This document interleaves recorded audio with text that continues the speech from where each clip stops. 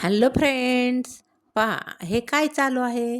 हे चालू आहे लापशीची भाजणी. ही लापशी भाजणी कशासाठी? तर ही लापशी भाजणी आहे भंडाऱ्यासाठी. भंडारा म्हणजे काय? भंडारा म्हणजे बाळूमामाचा भंडारा. बाळूमामाचा भंडारा दर अमावास्येला असतो आणि हा भंडारा असतो थोरात मळ्यात. मग आज हा भंडाऱ्याचा प्रोग्राम आहे कविता थोरात ह्यांच्याकडून भोजनाचा. मग आज हे ना तर लापशीची इतकी सुंदर वास सुटलेला आहे. त्यात काजू, मनुके, स्ट्रॉबेरी सगळं टाकून लापशी कणीची भाजणी चालू आहे आणि खूप असा खमंग वास सुटलेला आहे त्या भाजणीचा. आणि आता ही भाजणी पूर्ण होत आलेली आहे आणि सर्व म्हणजे असं महिला आम्ही मिळून थोडीशी आचार्याला मदत करतो.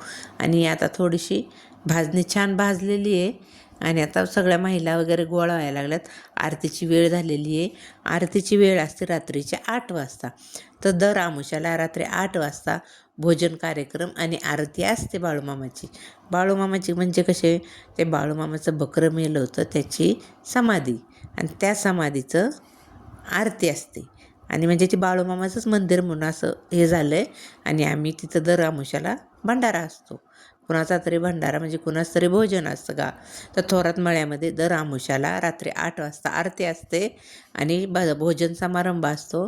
तरी सर्वांनी आवर्जून आरतीला येत जा आणि प्रसादाचा लाभ घेत जा.